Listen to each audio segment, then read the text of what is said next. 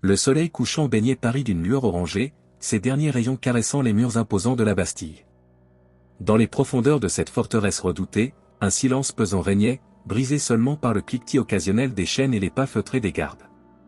Au cœur de ce dédale de pierre et de fer, dans une cellule isolée, se trouvait un prisonnier pas comme les autres. L'homme, dont le visage était dissimulé derrière un masque de fer, se tenait immobile près de la minuscule fenêtre de sa cellule. Ses yeux, d'un bleu perçant, scrutaient l'horizon comme s'il cherchait à percer les secrets du monde au-delà de ses murs. Malgré des années d'emprisonnement, son port restait noble, sa posture droite trahissant une éducation raffinée que même les rigueurs de la captivité n'avaient pu effacer. Le bruit de pas résonna soudain dans le couloir, tirant le prisonnier de sa contemplation. Antoine Lefebvre, le geôlier en chef, s'approchait de la cellule, portant un plateau de nourriture. Son visage buriné trahissait un mélange de curiosité et d'appréhension alors qu'il observait le mystérieux détenu. « Votre repas, monsieur » annonça Antoine d'une voix qui trahissait une nervosité inhabituelle. Le prisonnier se tourna lentement, ses yeux brillant d'une intelligence qui contrastait vivement avec son apparence misérable. « Merci, Antoine » répondit-il d'une voix douce et cultivée qui surprenait toujours le geôlier. « Avez-vous des nouvelles de l'extérieur » Antoine hésita, tiraillé entre son devoir de ne pas engager la conversation avec les prisonniers et une fascination irrépressible pour cet homme énigmatique. Finalement, la curiosité l'emporta. « On dit que le roi Louis XIV prépare une grande fête à Versailles, monsieur. Toute la cour en parle, paraît-il. » Un rire amer s'échappa du masque de fer, un son métallique et inquiétant qui fit frissonner Antoine. « Ah, Louis, toujours aussi fastueux. Certaines choses ne changent jamais, n'est-ce pas, mon ami ?» Intrigué par cette familiarité avec laquelle le prisonnier parlait du roi, Antoine ne put s'empêcher de demander « Vous connaissez le roi ?» Le prisonnier se figea, comme s'il avait laissé échapper un secret longtemps gardé. Après un moment de silence, il répondit d'une voix empreinte de mélancolie, « Peut-être dans une autre vie, Antoine. Peut-être dans une autre vie. » Alors qu'Antoine quittait la cellule, troublé par cet échange, il ne remarqua pas l'ombre qui se glissait furtivement le long du mur. Élise de Montfort, une jeune femme aux yeux vifs et à l'allure élégante malgré son déguisement de servante, avait tout entendu. Espionne au service de la cour, elle sentait qu'elle venait de tomber sur un secret qui pourrait ébranler les fondations même du royaume. Élise s'éloigna rapidement, son esprit bouillonnant de questions. Qui était cet homme au masque de fer? Pourquoi parlait-il du roi avec une telle familiarité? Et surtout, quel danger représentait-il pour qu'on le garde dans un tel secret? Pendant ce temps, à Versailles, ignorant le drame qui se jouait à la Bastille, le roi Louis XIV se préparait pour son bal. Les couloirs du palais bourdonnaient d'activité, les courtisans s'affairant dans un tourbillon de soie et de dentelle. Le roi Soleil, resplendissant dans son habit doré, observait les préparatifs d'un œil satisfait. À ses côtés, le marquis de Louvois, ministre de la guerre, semblait préoccupé. Il s'approcha du roi et murmura « Votre Majesté, j'ai des nouvelles inquiétantes de la Bastille. » Le visage de Louis XIV se durcit imperceptiblement. « Pas ici, Louvois, répondit-il à voix basse.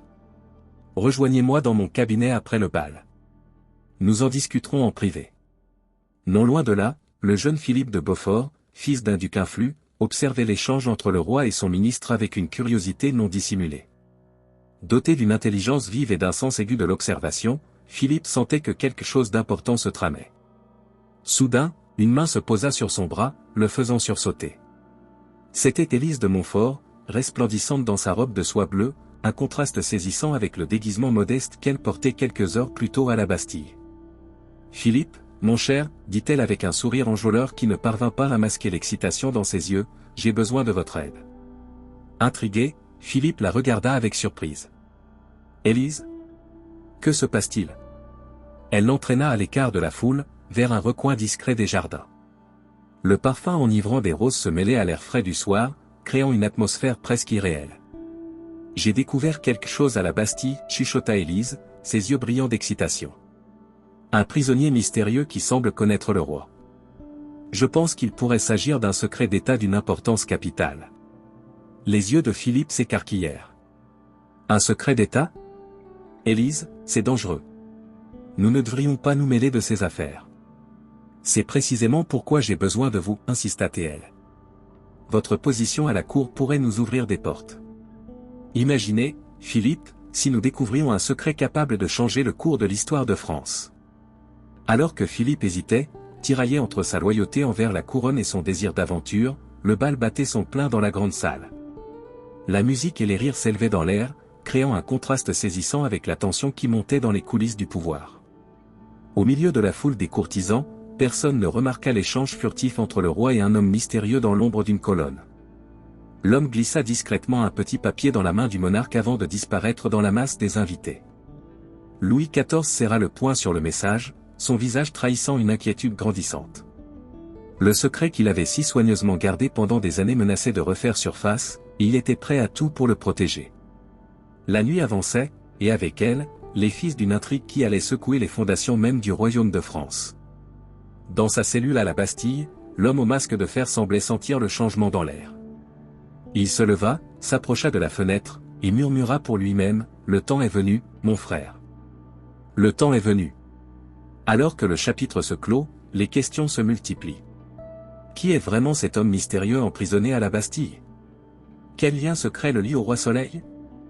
Et comment les destins d'Élise, Philippe, et de toute la cour de France vont-ils s'entremêler dans cette dangereuse quête de vérité? L'aube se lève sur une France au bord d'une révélation qui pourrait changer à jamais le cours de son histoire. Les murs de la Bastille gardent encore leurs secrets, mais pour combien de temps? Les jardins de Versailles resplendissaient sous la lumière des chandelles, transformant le palais en un écrin de lumière dans la nuit.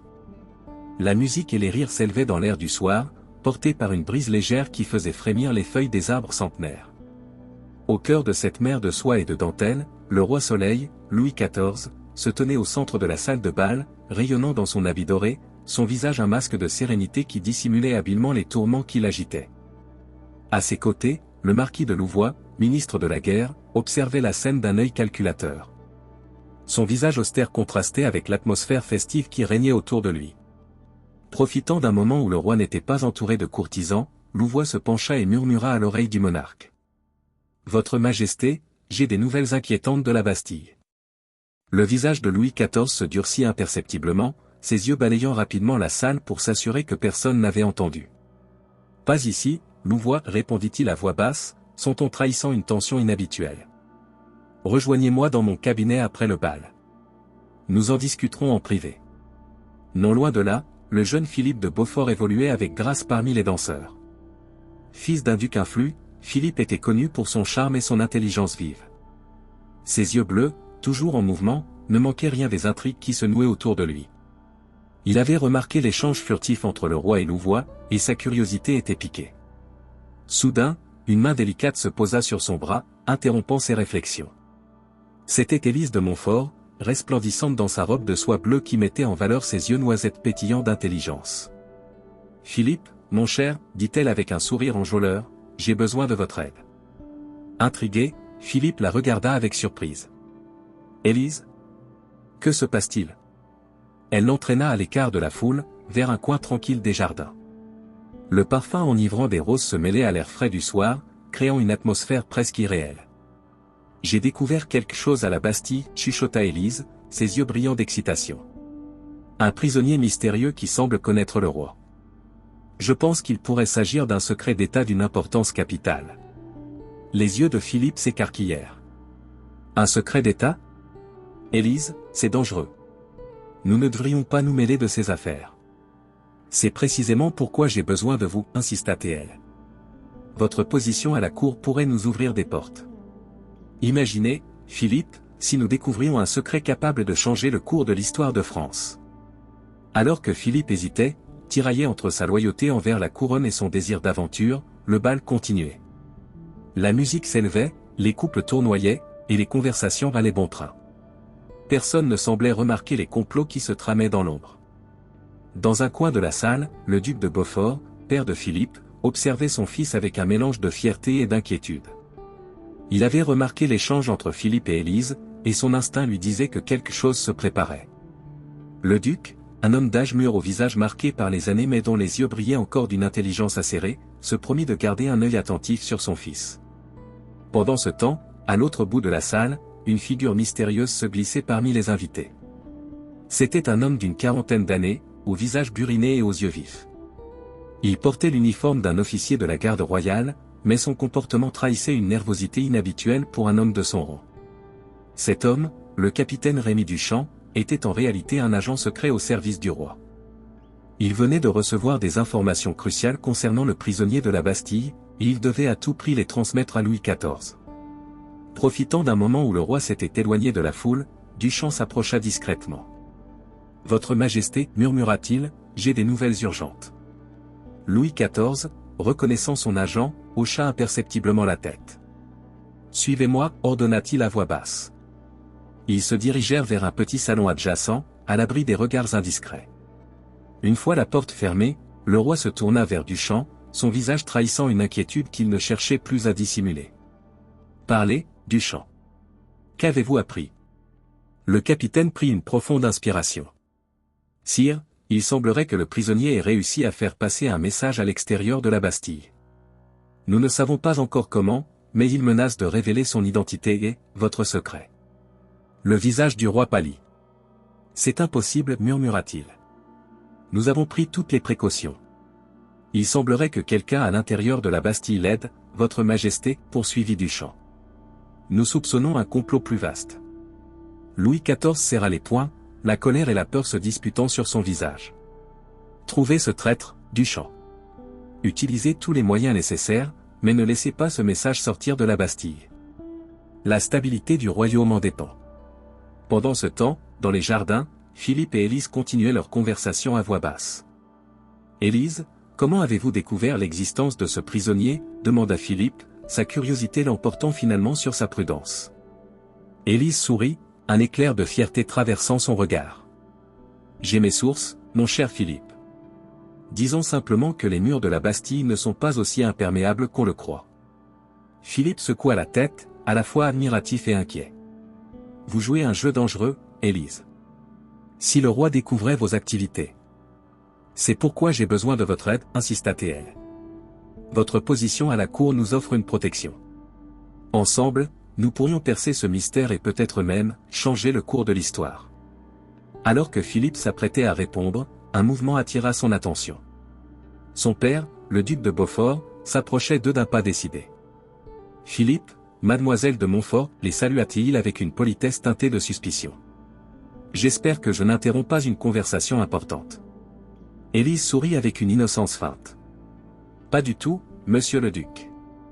Nous discutions simplement des derniers ragots de la cour. » Le duc les regarda tour à tour, ses yeux perçants semblant lire au-delà de leurs paroles. « Je vois, dit-il lentement. Philippe, pourrais-je te parler un instant, en privé ?» Alors que Philippe suivait son père à l'écart, Élise resta seule, son esprit tournant à toute vitesse. Elle savait qu'elle marchait sur une corde raide, mais l'excitation de la découverte l'emportait sur la peur des conséquences. Dans la salle de bal, la fête battait son plein, ignorante des complots qui se tramaient en coulisses. Louis XIV était revenu parmi ses invités, son visage un masque parfait de sérénité royale. Mais derrière ce masque, une tempête faisait rage. Le secret qu'il avait si soigneusement gardé pendant des années menaçait de refaire surface. Un secret qui, s'il était révélé, pourrait ébranler les fondations même du royaume de France. Alors que la nuit avançait, les fils d'une intrigue complexe commençaient à se tisser. Entre les murs dorés de Versailles et les sombres cellules de la Bastille, un jeu dangereux était en train de se mettre en place. Un jeu où la vérité et le mensonge s'entremêlaient, où chaque mot prononcé pouvait être une arme, et où le destin d'une nation tout entière était en jeu. Dans sa cellule à la Bastille, l'homme au masque de fer attendait, patient. Il savait que le temps jouait en sa faveur. Bientôt, très bientôt, la vérité éclaterait au grand jour, et avec elle, les fondations du pouvoir absolu de Louis XIV seraient ébranlées à jamais. L'aube pointait à peine à l'horizon, teintant le ciel de Paris de nuances rosées et dorées, lorsque Louis XIV se retira dans son cabinet privé à Versailles. Les festivités de la nuit précédente s'étaient prolongées jusqu'aux premières lueurs du jour, mais le roi n'avait pas le luxe de se reposer. Son visage, habituellement impassible, trahissait une inquiétude profonde alors qu'il fixait le message qu'il venait de recevoir. Le marquis de Louvois entra dans la pièce, trouvant le roi dans cet état inhabituel de vulnérabilité. « Votre Majesté » s'enquit-il prudemment. Louis leva les yeux, son regard dur contrastant avec la fatigue visible sur ses traits. « Louvois, il semblerait que notre passé nous rattrape. Le prisonnier de la Bastille. Il menace de tout révéler. » Louvois pâlit visiblement. « Impossible. Comment aurait-il pu communiquer avec l'extérieur ? Peu importe, trancha le roi, sa voix tranchante comme l'acier. Nous devons agir, et vite. Renforcer la sécurité autour de sa cellule. Personne ne doit l'approcher, vous m'entendez? Personne. Pendant ce temps, dans les couloirs sombres du palais, Philippe de Beaufort se glissait furtivement, guidé par Élise de Montfort. Le jeune homme était tiraillé entre sa loyauté envers la couronne et sa soif de vérité, mais la curiosité l'emportait pour l'instant. « Élise, êtes-vous sûr de ce que vous faites » chuchota-t-il, jetant des regards nerveux autour d'eux. « Faites-moi confiance, Philippe, répondit-elle, ses yeux brillants d'excitation. Ce que nous allons découvrir pourrait changer le cours de l'histoire. » Ils atteignirent une petite pièce cachée derrière une tapisserie. Élise sortit une clé de sa robe et ouvrit la porte avec précaution. À l'intérieur, des étagères croulaient sous le poids de vieux documents et de livres poussiéreux.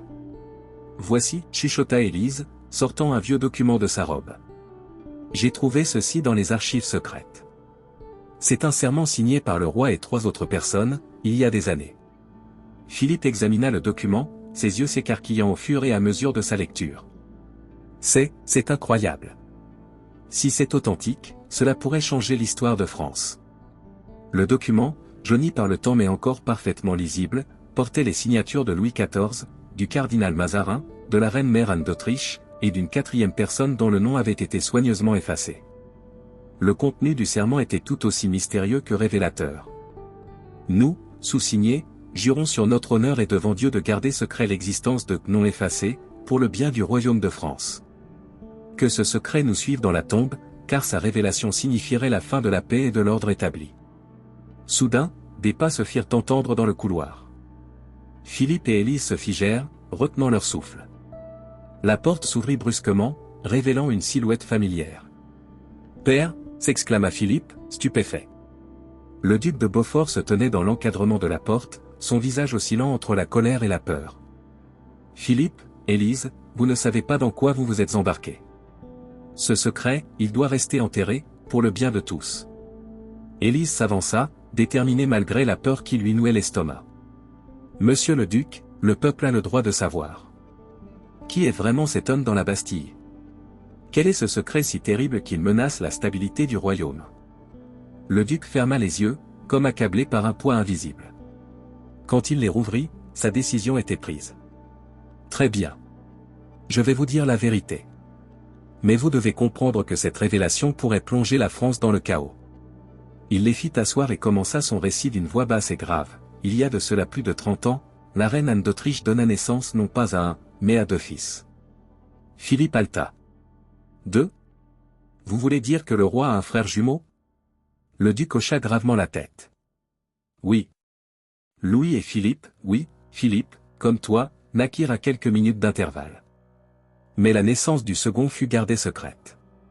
Le cardinal de Mazarin craignait que 2 héritiers ne divisent le royaume. Élise, les yeux brillants, intervint, et cet homme, dans la Bastille. C'est lui, confirma le duc. Philippe, le frère caché du roi. Le silence qui suivit cette révélation était assourdissant. Philippe et Élise échangèrent un regard, réalisant l'ampleur de ce qu'ils venaient d'apprendre. Mais pourquoi, demanda finalement Philippe. Pourquoi le garder prisonnier toutes ces années? Le duc soupira profondément. La raison d'État, mon fils. Un royaume ne peut avoir 2 rois. Louis fut élevé pour régner, tandis que Philippe. Philippe fut caché au monde, éduqué en secret, mais jamais destiné à monter sur le trône. Élise secoua la tête, indignée. C'est inhumain. Comment a-t-on pu faire une chose pareille? Vous ne comprenez pas, répliqua le duc avec une pointe de colère. Si la vérité éclatait, ce serait la guerre civile. Imaginez, 2 héritiers légitimes se disputant le trône de France. Le royaume serait déchiré. Pendant ce temps, à la Bastille, le prisonnier au masque de fer recevait une visite inattendue. Le marquis de Louvois se tenait devant sa cellule, le visage sombre. « Votre message est arrivé au roi, dit Louvois d'un ton sec. Que cherchez-vous à accomplir ?» Le prisonnier se leva lentement, sa silhouette imposante malgré des années de captivité. « Justice, Louvois. Rien de plus, rien de moins. »« Justice » cracha Louvois. « Vous mettez en danger la stabilité du royaume pour assouvir votre soif de vengeance? Vengeance ?» Le rire du prisonnier résonna, métallique, à travers le masque. « Non, mon cher Louvois. Je cherche la vérité. Le peuple de France a le droit de savoir qui je suis, qui est vraiment leur roi. Louvois s'approcha des barreaux, sa voix à peine plus qu'un murmure. Vous ne comprenez pas. Si la vérité éclate, ce sera le chaos. Des milliers de gens mourront dans la guerre civile qui s'ensuivra. Et combien sont morts pour maintenir ce mensonge, rétorqua le prisonnier. Combien d'autres devront souffrir pour protéger le trône de Louis? À Versailles, le roi Louis XIV faisait les 100 pas dans ses appartements privés. Son valet de chambre, Bontemps, le regardait avec inquiétude. Votre Majesté, peut-être serait-il sage de... Tais-toi, s'emporta Louis. Personne ne doit savoir. Personne. Mais le secret commençait déjà à se répandre. Dans les couloirs du palais, les rumeurs allaient bon train. Les courtisans chuchotaient, les regards se faisaient suspicieux. Au cœur de Paris, dans une taverne sombre, un groupe de conspirateurs se réunissait. Parmi eux, un homme au visage marqué par les années, le duc de Beaumont, ancien compagnon d'armes du roi. Mes amis, dit-il à voix basse, l'heure est venue de renverser cette tyrannie. Le vrai roi de France croupit dans une cellule pendant que son usurpateur de frère vit dans le luxe. Les autres acquiescèrent, l'excitation et la peur se mêlant dans leurs regards. Le complot prenait forme, menaçant de faire basculer le destin de la France.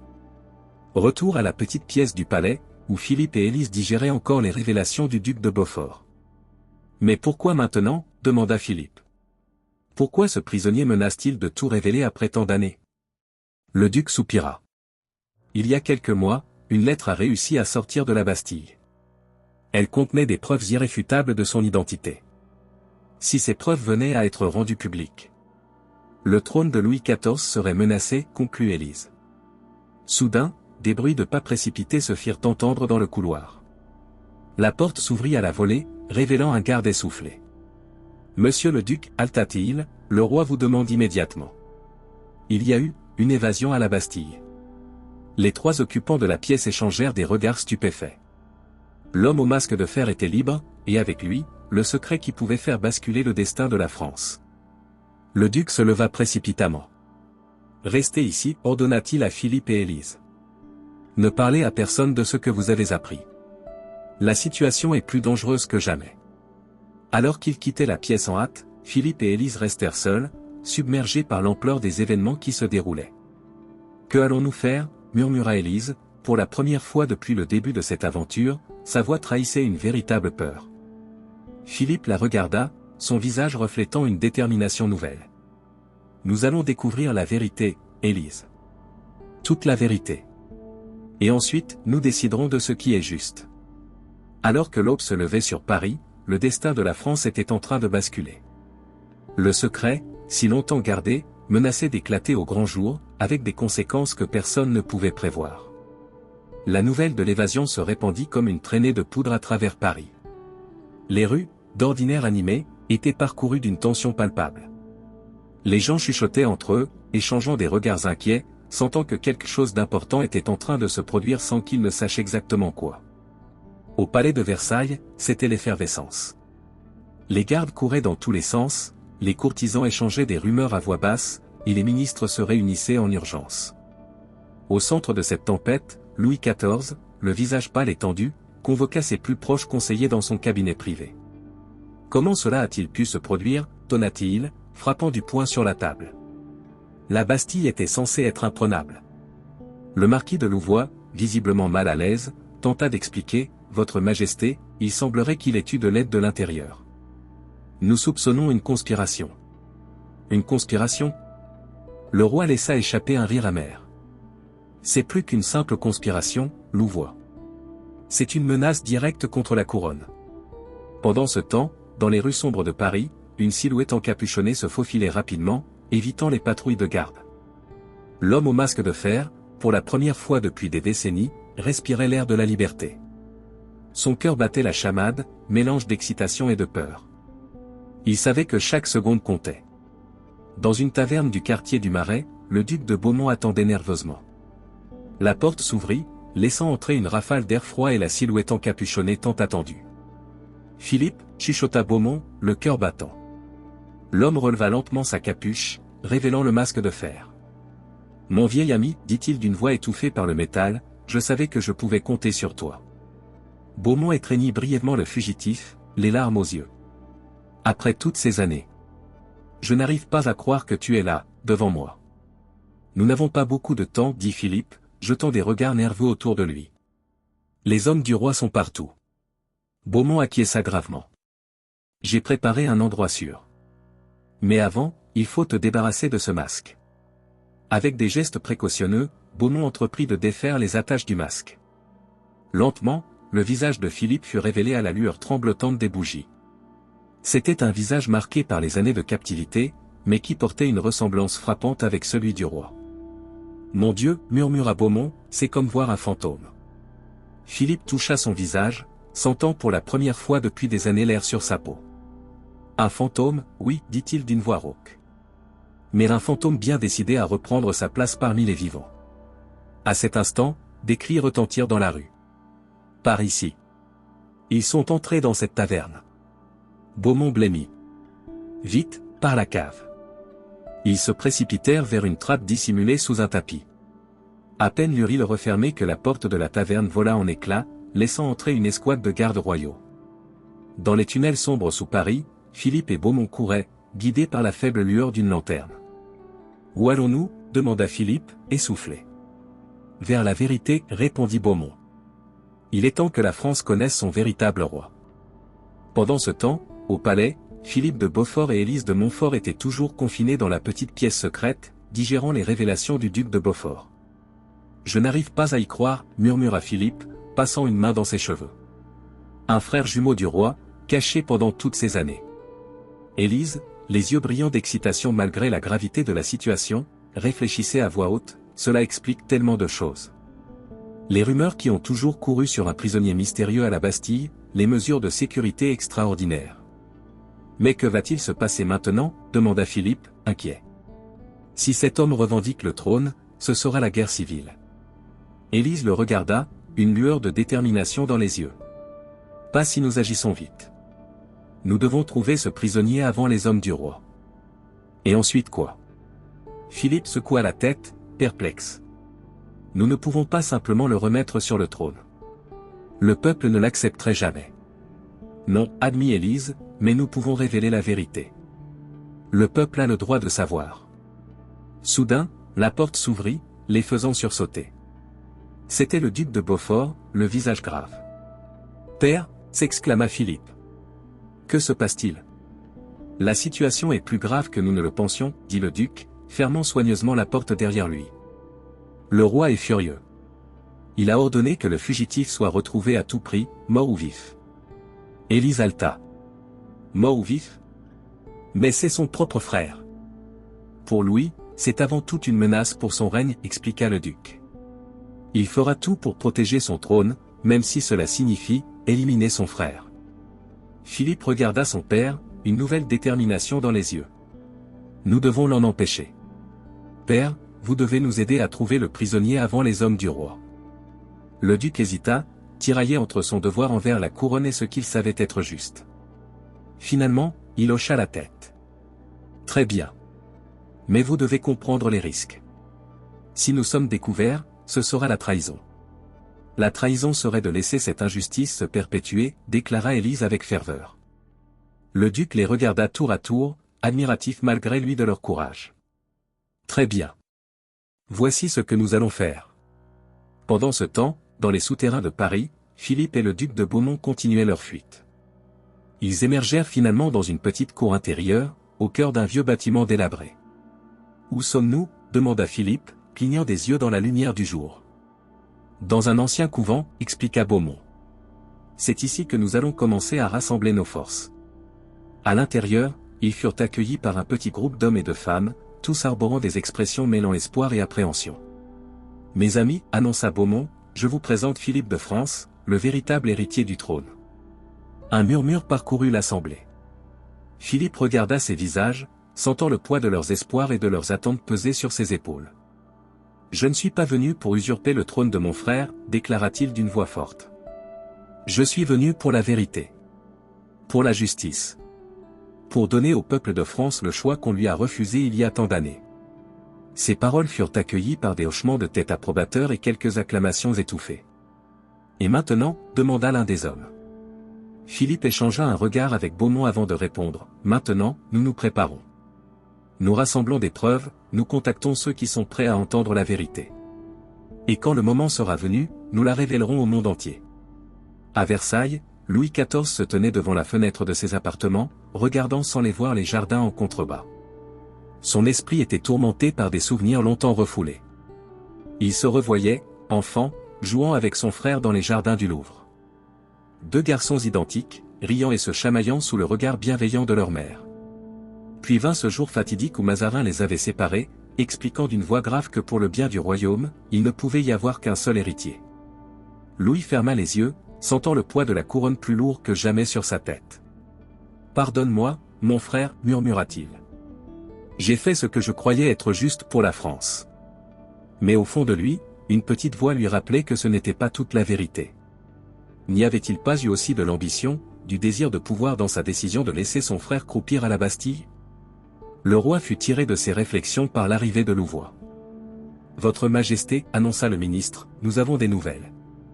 Le fugitif a été aperçu dans le quartier du Marais. » Louis se redressa, son visage redevenant le masque impassible du roi Soleil. « Bien. Doublez les patrouilles. Je veux qu'il soit retrouvé avant la tombée de la nuit. » Alors que Louvois quittait la pièce, Louis se tourna à nouveau vers la fenêtre. Le soleil commençait à décliner, teintant le ciel de rouge et d'or. Une nouvelle nuit s'annonçait, porteuse de dangers et de secrets. Dans les rues de Paris, les ombres s'allongeaient, dissimulant les mouvements furtifs de ceux qui cherchaient à changer le cours de l'histoire. Le destin de la France était en train de se jouer, et personne ne pouvait prédire comment cette nuit allait se terminer.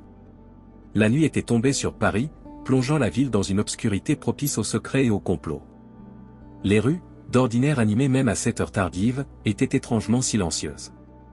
Seul le bruit des patrouilles de garde rompait le calme inquiétant qui régnait sur la capitale.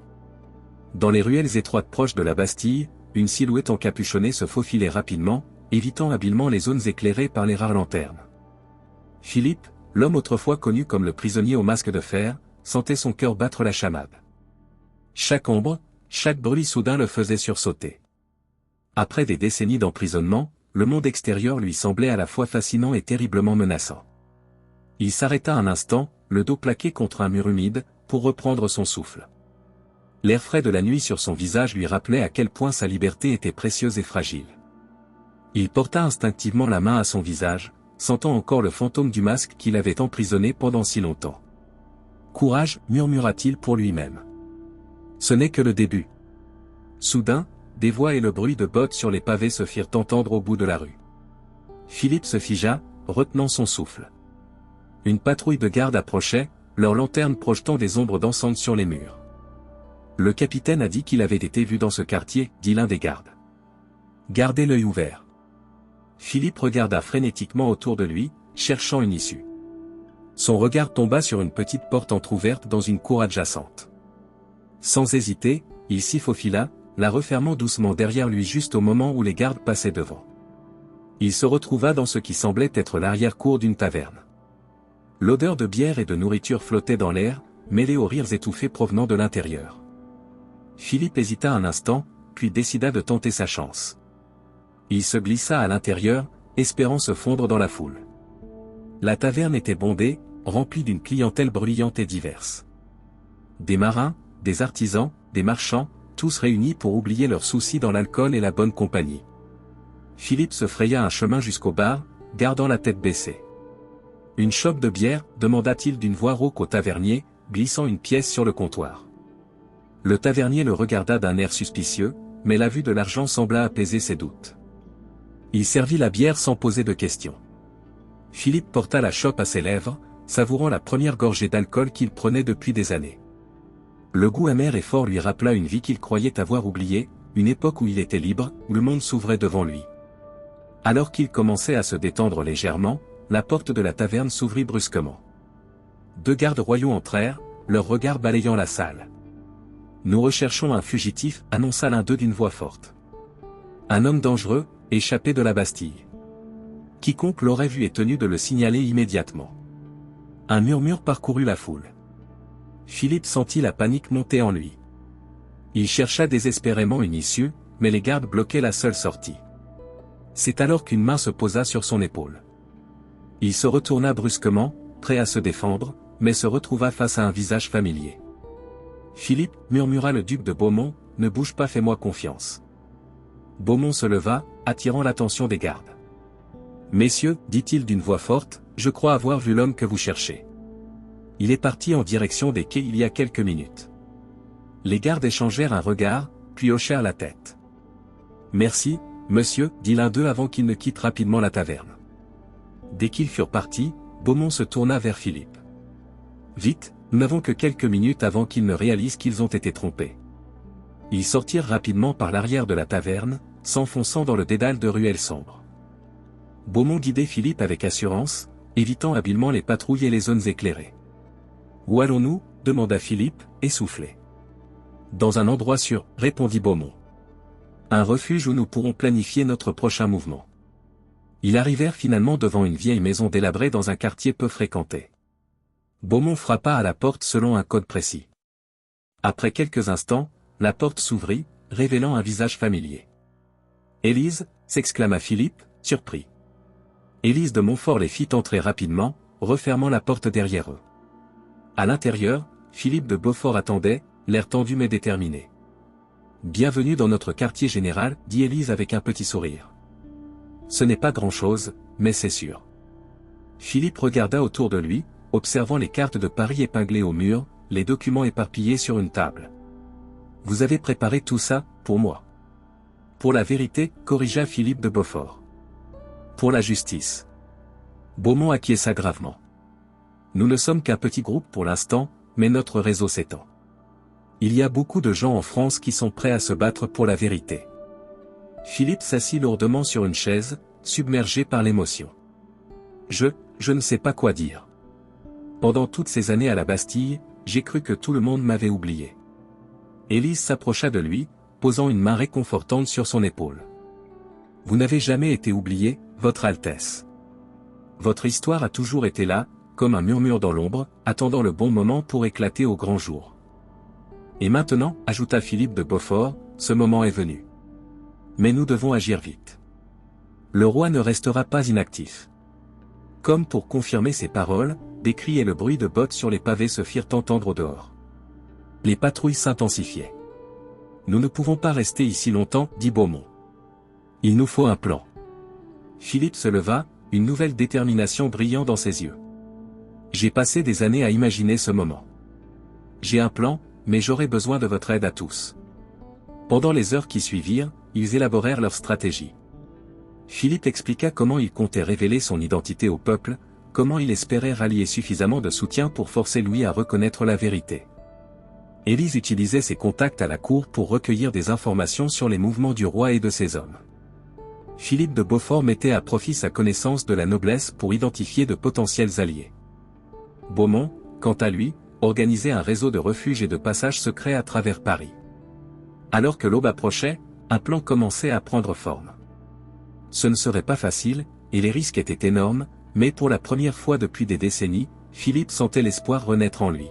« Demain, dit-il alors que les premiers rayons du soleil commençaient à filtrer à travers les rideaux, nous commencerons à changer l'histoire de France. » Pendant ce temps, à Versailles, Louis XIV était en proie à une agitation fébrile. Il n'avait pas dormi, passant la nuit à arpenter ses appartements, torturé par la culpabilité et la peur. « Votre Majesté, dit Louvois en entrant dans la pièce, nous avons des nouvelles. Le fugitif a été aperçu dans plusieurs quartiers de Paris. Il semble avoir de l'aide. » Louis se figea. « De l'aide ? Qui oserait défier ainsi mon autorité ? Nous ne savons pas encore, sire. Mais nous avons des raisons de croire qu'il s'agit d'un réseau organisé. » Le roi serra les poings. « Trouvez-les. Tous. Je veux que chaque personne impliquée dans cette trahison soit arrêtée et jugée. » Louvois s'inclina. « Ce sera fait, Votre Majesté. » Alors que le ministre quittait la pièce, Louis se tourna vers la fenêtre. Le soleil se levait sur Versailles, baignant les jardins d'une lumière dorée. Mais pour le roi, cette nouvelle journée n'apportait que l'angoisse et l'incertitude. « Oh, mon frère, murmura-t-il, qu'avons-nous fait ?» À Paris, dans leur refuge précaire, Philippe et ses alliés se préparaient à affronter cette nouvelle journée. Ils savaient que chaque heure qui passait les rapprochait d'une confrontation inévitable. L'avenir de la France était en jeu, et ils étaient déterminés à se battre jusqu'au bout pour la vérité et la justice. Le destin de deux frères, séparés par le pouvoir et les secrets, allait bientôt se jouer sous les yeux de toute une nation. La vérité, si longtemps cachée, était sur le point d'éclater au grand jour, avec des conséquences que personne ne pouvait prévoir. L'aube se levait sur Versailles, baignant le palais d'une lumière dorée qui contrastait cruellement avec l'atmosphère tendue qui y régnait. Dans la salle du trône, Louis XIV, les traits tirés par une nuit sans sommeil, faisait face à ses conseillers. Son visage, habituellement impassible, trahissait une inquiétude profonde que même ses courtisans les plus proches n'avaient jamais vue auparavant. « Messieurs, commença-t-il d'une voix qui se voulait ferme, la situation est grave. Le fugitif n'a toujours pas été retrouvé, et nous avons des raisons de croire qu'il bénéficie d'un soutien important. » Le marquis de Louvois s'avança, son visage grave reflétant la gravité de la situation. « Votre Majesté, nos espions nous rapportent que des rumeurs commencent à circuler dans Paris. Des murmures sur un prétendu frère caché du roi. » Un murmure stupéfait parcourut l'assemblée. Louis XIV se raidit, son regard balayant la salle, cherchant le moindre signe de trahison parmi ses conseillers. Soudain, les portes de la salle du trône s'ouvrirent avec fracas. Tous les regards se tournèrent vers l'entrée, où se tenait une figure imposante, Philippe, l'ancien prisonnier au masque de fer, flanqué du duc de Beaumont et d'une poignée de nobles loyaux. Derrière eux, Philippe de Beaufort et Élise de Montfort se tenaient prêts, leurs visages mêlant détermination et appréhension. Un silence de plomb tomba sur l'assemblée. Louis XIV se leva lentement de son trône, son visage un masque de fureur contenue et d'incrédulité. « Comment osez-vous » siffla-t-il, sa voix à peine audible mais chargée de menaces. Philippe s'avança, sa démarche assurée contrastant avec les années d'emprisonnement qu'il avait subies. Sa voix, claire et forte, résonna dans la salle silencieuse. « Il est temps, mon frère. Tant que la vérité éclate. » D'un geste délibéré, il retira la capuche qui dissimulait en partie son visage, révélant des traits presque identiques à ceux du roi. Les courtisans haltèrent, choqués par cette ressemblance frappante. « Je suis Philippe de France, déclara-t-il, le frère jumeau de Louis, mais quelques minutes après lui, mais tout aussi légitime héritier du trône de France. » Louis XIV, tremblant de rage, s'écria « Garde! Arrêtez cet imposteur !» Mais les gardes hésitèrent, déchirés entre leur loyauté envers le roi et le doute qui s'insinuait dans leurs esprits face à cette ressemblance troublante. Le duc de Beaumont s'avança, sa voix calme mais ferme. « Votre Majesté, il dit la vérité. J'étais présent lors de leur naissance. La France a deux héritiers légitimes. » Un silence de plomb tomba sur l'assemblée. Louis XIV, pour la première fois de sa vie, semblait perdu, vulnérable. Son regard passa de son frère aux nobles assemblées, puis se posa sur Philippe de Beaufort et Élise de Montfort, qui s'étaient avancés pour rejoindre Philippe. Élise s'approcha, brandissant un document. « Nous avons la preuve, dit-elle d'une voix claire. Un serment signé par le roi lui-même, reconnaissant l'existence de son frère. » Les murmures s'amplifièrent, se transformant en un brouhaha de voix confuses et indignées. Les courtisans échangeaient des regards incrédules, certains semblant prêts à prendre parti pour le nouveau venu, d'autres restant fidèles à Louis. Philippe leva la main, demandant le silence. « Je ne suis pas venu pour usurper le trône, déclara-t-il. Je suis venu pour la vérité. Pour la justice. Pour donner au peuple de France le choix qu'on lui a refusé il y a tant d'années. » Louis XIV, acculé, leva la main pour obtenir le silence. Son regard passa de son frère aux nobles assemblées, puis se posa sur Philippe de Beaufort et Élise. Pour la première fois, une lueur de doute sembla traverser ses yeux. « Très bien, dit-il finalement, sa voix à peine audible. Il est temps de mettre fin à ce mensonge qui a empoisonné notre règne pendant trop longtemps. » Le roi fit un pas vers son frère, leurs regards se croisant pour la première fois depuis des décennies. Une émotion indéfinissable passa entre eux, mélange de colère, de regret et peut-être, quelque part, d'un lien fraternel longtemps réprimé. « Que proposes-tu, mon frère » demanda Louis, la voix tremblante. Philippe répondit doucement, « Une nouvelle ère pour la France. Une ère de vérité et de justice. » Pendant un moment, le temps sembla suspendu. Puis, lentement, Louis hocha la tête. « Soit, dit-il. Mais cela ne peut se faire dans la précipitation. Nous devons réfléchir aux conséquences, aux implications pour le royaume. Le peuple a le droit de savoir, intervint Élise. Nous ne pouvons plus cacher la vérité. Louis se tourna vers elle, son regard dur. Et qui êtes-vous pour décider de ce que le peuple doit savoir? Philippe de Beaufort s'avança. Elle a raison, votre majesté. Le secret a déjà causé trop de souffrance. Il est temps d'y mettre fin. Le roi sembla sur le point de répliquer, mais il fut interrompu par l'arrivée précipitée d'un messager. Votre majesté, halta le jeune homme, des foules se rassemblent dans Paris. Les rumeurs se sont répandues. Le peuple exige des réponses. Un silence pesant s'abattit sur l'assemblée. La situation échappait à tout contrôle. Louis échangea un regard avec son frère. Pour la première fois, ils semblaient unis dans leur inquiétude pour l'avenir du royaume. Que faisons-nous maintenant? Demanda Louis, sa voix trahissant son incertitude. Philippe prit une profonde inspiration. Nous disons la vérité. Ensemble. Devant le peuple. Le roi hésita un instant, puis acquiesça lentement.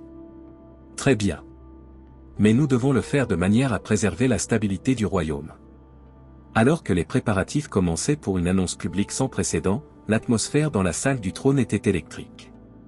Les courtisans chuchotaient entre eux, spéculant sur les conséquences de ces révélations. Certains voyaient déjà une opportunité de tirer profit de cette situation, tandis que d'autres craignaient pour leur position et leurs privilèges. Philippe de Beaufort s'approcha d'Élise. « Nous avons réussi, murmura-t-il, mais je crains que ce ne soit que le début d'une nouvelle bataille. » Élise acquiesça gravement. Le plus dur reste à venir. Convaincre le peuple, gérer les réactions des autres nations européennes. Ce ne sera pas facile. Pendant ce temps, Louis et Philippe s'étaient retirés dans un salon adjacent pour discuter en privé. Après tant d'années de séparation et de secrets, les deux frères se retrouvaient face à face, cherchant un terrain d'entente pour l'avenir de la France. « Pourquoi maintenant ?» demanda Louis, sa voix mêlant colère et curiosité. « Pourquoi avoir attendu si longtemps ?» Philippe soupira. « J'ai passé des années à planifier, à attendre le bon moment. Mais plus que tout, j'ai réalisé que la France méritait mieux que des mensonges et des secrets. » Louis le regarda longuement, cherchant à comprendre cet homme qui était à la fois son frère et un étranger. « Tu réalises que cela pourrait déstabiliser tout le royaume? Peut-être même provoquer une guerre civile? C'est un risque, admit Philippe, mais c'est aussi une opportunité. Une chance de rebâtir la France sur des fondations plus solides, plus justes. » Alors que la journée avançait, les nouvelles de l'arrivée de Philippe et de la confrontation à Versailles se répandaient comme une traînée de poudre à travers Paris et au-delà. Les rues de la capitale étaient en ébullition, remplies de gens discutant avec animation, spéculant sur ce que ces révélations signifieraient pour l'avenir de la France. Dans les tavernes, les salons et les places publiques, le débat faisait rage. Certains voyaient en Philippe un sauveur, venu libérer la France de l'absolutisme de Louis XIV. D'autres craignaient qu'il ne soit qu'un usurpateur, menaçant de plonger le pays dans le chaos. À Versailles, les préparatifs pour l'annonce publique battaient leur plein. Des messagers étaient envoyés pour convoquer les représentants des différents ordres, le clergé, la noblesse et le tiers-état. La nouvelle de cette assemblée extraordinaire se répandait rapidement, attisant encore davantage la curiosité et l'inquiétude du peuple. Alors que le soleil commençait à décliner, teintant le ciel de Paris de nuances orangées et pourpres, Louis et Philippe se tenaient côte à côte sur le balcon royal, prêts à s'adresser à la foule rassemblée en contrebas. Le moment de vérité était arrivé. Louis prit une profonde inspiration, puis commença à parler. « Peuple de France, nous sommes réunis aujourd'hui pour révéler une vérité longtemps cachée. » Les mots du roi résonnèrent sur la place, accueillis par un silence stupéfait, puis par une vague de murmures qui enfla rapidement. L'histoire de France était en train de s'écrire sous leurs yeux, et personne ne pouvait prédire ce que l'avenir réservait au royaume. Alors que la nuit tombait sur Paris, une chose était certaine, rien ne serait plus jamais comme avant. La vérité, si longtemps réprimée, avait finalement éclaté au grand jour, et ses répercussions allaient se faire sentir bien au-delà des frontières de la France. Le soleil se levait sur une France en pleine effervescence. La nouvelle de l'existence d'un frère jumeau du roi s'était répandue comme une traînée de poudre, provoquant des réactions passionnées dans tout le royaume. À Paris, la population était en ébullition, partagée entre l'incrédulité, l'excitation et l'inquiétude. Des groupes se formaient spontanément dans les rues, débattant avec passion de la légitimité de chaque frère et des implications pour l'avenir de la nation. Au palais de Versailles, l'atmosphère était électrique. Les courtisans, habitués à naviguer dans les eaux troubles des intrigues de cour, se trouvaient soudain confrontés à une situation sans précédent. Beaucoup hésitaient, ne sachant quel camp choisir, craignant de se retrouver du mauvais côté de l'histoire. Dans le bureau privé du roi, Louis XIV et Philippe, réunis après tant d'années, se faisaient face. La tension entre eux était palpable, mélange complexe de ressentiment, de curiosité et d'un lien fraternel longtemps réprimé. Le marquis de Louvois, le duc de Beaufort, Philippe de Beaufort et Élise de Montfort étaient les seuls témoins de cette confrontation historique. « Que veux-tu exactement, Philippe » demanda Louis, les yeux plissés, scrutant le visage de son frère comme s'il cherchait à y lire ses véritables intentions. Philippe, son visage enfin libéré du masque qui l'avait emprisonné pendant si longtemps, répondit calmement, « Justice, mon frère. Pour moi, et pour la France. » Louis se leva brusquement, faisant les 100 pas dans la pièce. Sa voix trahissait une frustration à peine contenue, « Tu ne peux pas simplement apparaître après toutes ces années et espérer partager le pouvoir. Le royaume a besoin de stabilité, pas d'une crise de succession. » « Ce n'est pas le pouvoir que je cherche, » rétorqua Philippe, sa voix ferme mais empreinte de tristesse. « Mais le peuple mérite de connaître la vérité. Nous avons une opportunité unique de redéfinir ce que signifie gouverner, de créer un système plus juste pour tous. » Élise intervint, sa voix tremblante mais déterminée, « Votre Majesté, peut-être pourrions-nous trouver un compromis. Une façon de préserver la stabilité du royaume tout en rendant justice à votre frère ?» Les deux frères la regardèrent, surpris par son audace. Louis sembla sur le point de répliquer sèchement, mais se ravisa, considérant ses paroles. « Un compromis, murmura-t-il, pensif. Mais quel genre de compromis pourrait satisfaire tout le monde dans une telle situation ? » Pendant ce temps, à l'extérieur du palais, une foule de plus en plus importante se rassemblait. Des cris s'élevaient, « Vive le roi Louis !» mêlés à « Justice pour Philippe !» La tension montait, et la menace d'une émeute planait dans l'air. À l'intérieur, la discussion s'enflammait. Louvois, fidèle à Louis, argumentait pour maintenir Philippe dans l'ombre, craignant qu'une reconnaissance publique ne déstabilise le royaume. « Votre Majesté, insistait-il, nous ne pouvons pas risquer de diviser la nation. La France a besoin d'un seul roi fort, pas de deux prétendants qui se disputent le trône. » Le duc de Beaufort, quant à lui, plaidait pour une reconnaissance publique. « Le secret a déjà causé trop de dommages, argumentait-il. La vérité finira par éclater, mieux vaut la contrôler que de la subir. » Philippe de Beaufort, tiraillé entre son devoir envers la couronne et ses convictions, proposait une solution médiane. « Et si, suggéra-t-il prudemment, nous reconnaissions Philippe comme prince de sang, lui accordant un titre et des responsabilités, mais sans remettre en question la légitimité de Louis en tant que roi. » Un silence pensif suivit cette proposition. Les regards se tournèrent vers les deux frères, attendant leur réaction. Soudain, un bruit assourdissant retentit. Une pierre venait de briser une fenêtre du bureau, projetant des éclats de verre partout. Tous sursautèrent, brutalement ramenés à la réalité de la situation explosive qui régnait à l'extérieur. Le peuple s'impatiente, murmura Élise, regardant par la fenêtre brisée. La foule en contrebas était devenue une mer agitée de visages en colère et de poings levés. Louis et Philippe échangèrent un regard. Pour la première fois, ils semblaient réaliser pleinement les enjeux de leur conflit. Ce n'était plus seulement leur avenir personnel qui était en jeu, mais celui de toute la France. « Nous devons agir, et vite » déclara Louis, sa voix retrouvant son autorité habituelle. « Avant que la situation ne devienne incontrôlable. » Philippe acquiesça. « Pour une fois, mon frère, nous sommes d'accord. » Les deux hommes se tournèrent vers leur conseiller.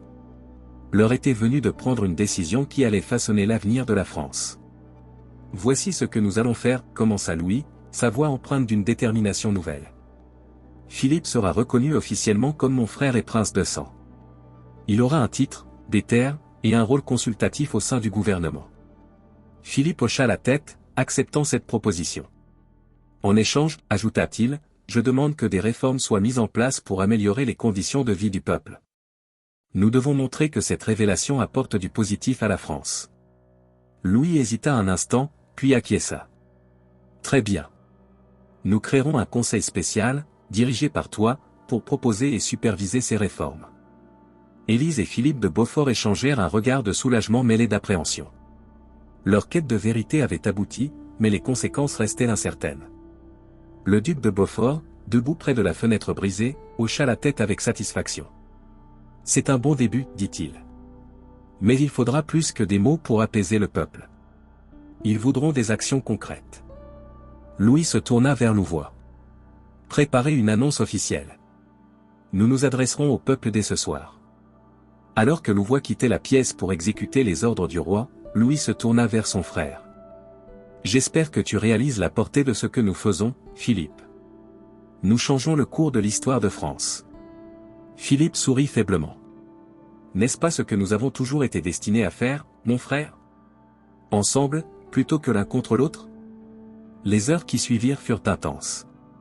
Des messagers furent envoyés dans tout Paris et au-delà, annonçant une déclaration royale imminente.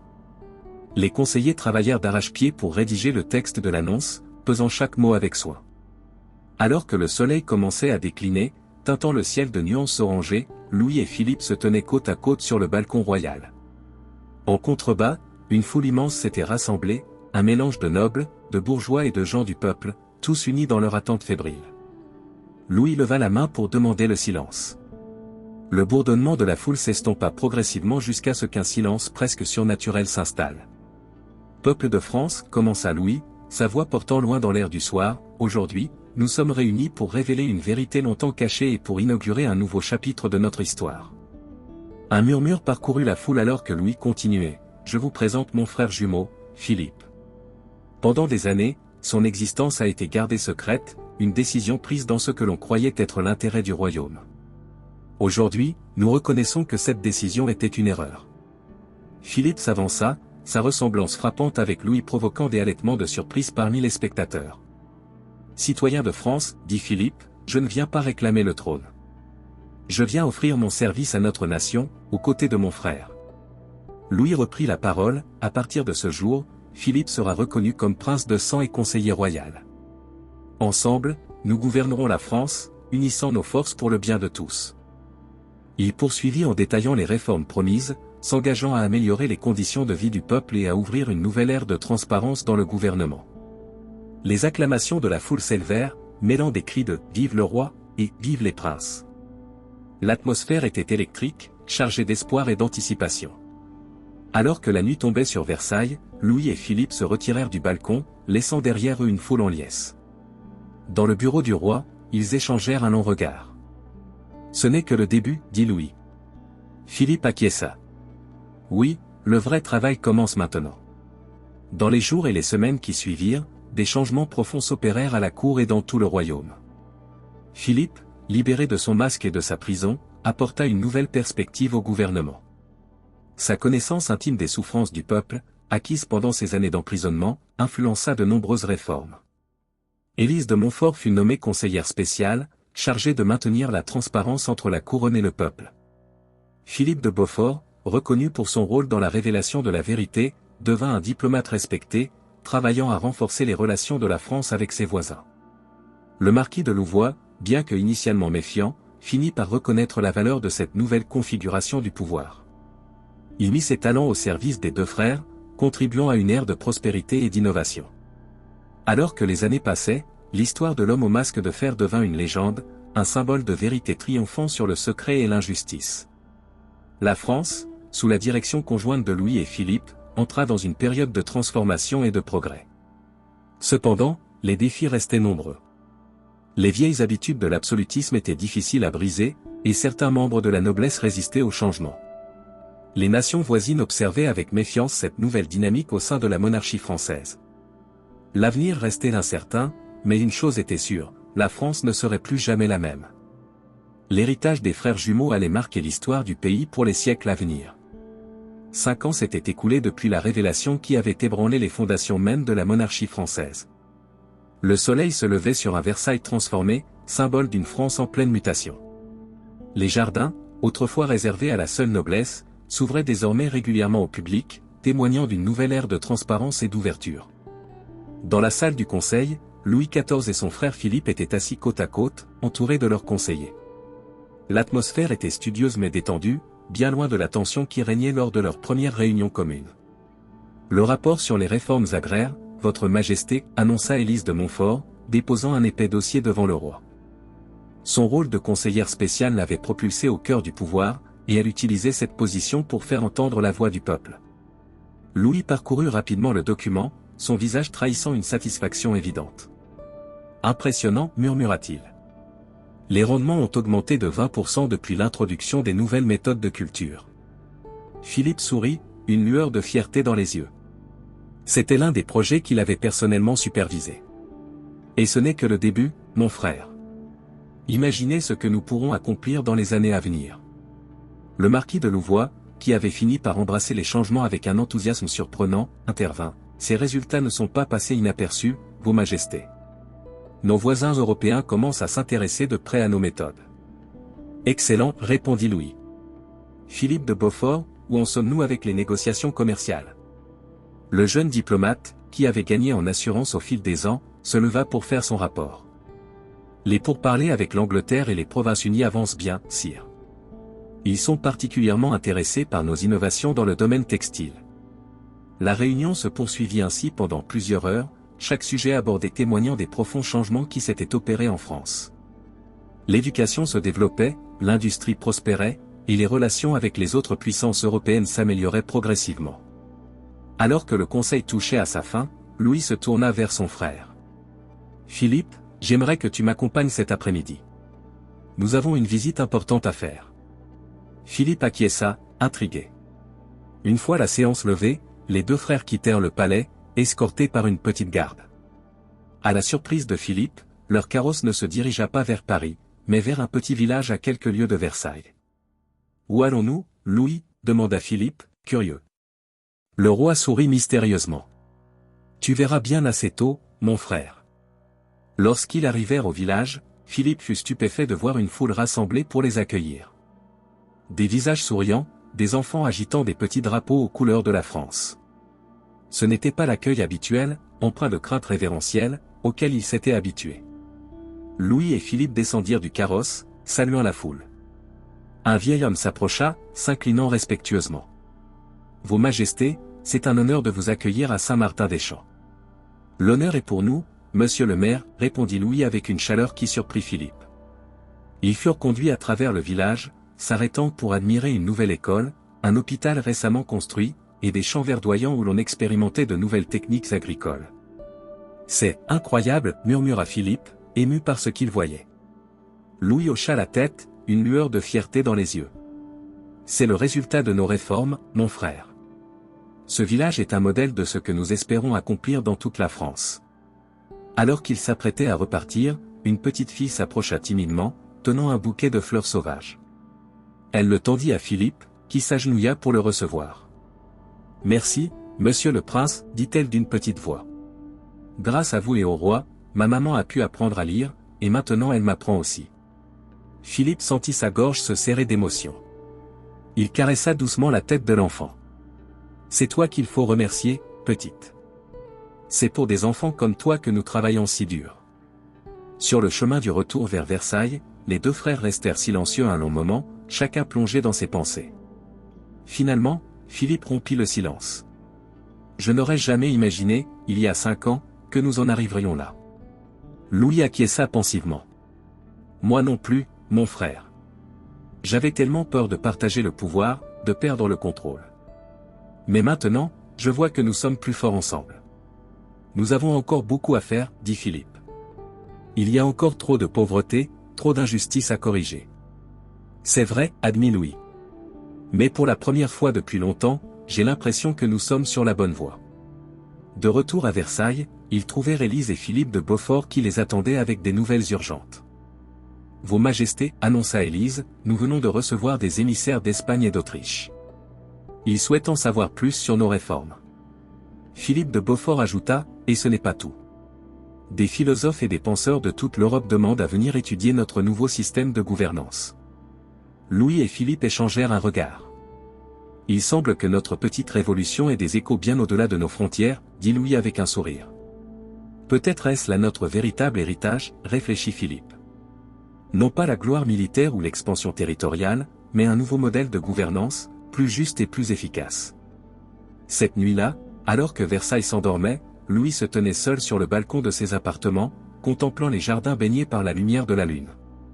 Il repensait au chemin parcouru, aux défis surmontés, aux changements opérés. Il se souvenait de sa colère initiale, de sa peur face à la révélation de l'existence de son frère.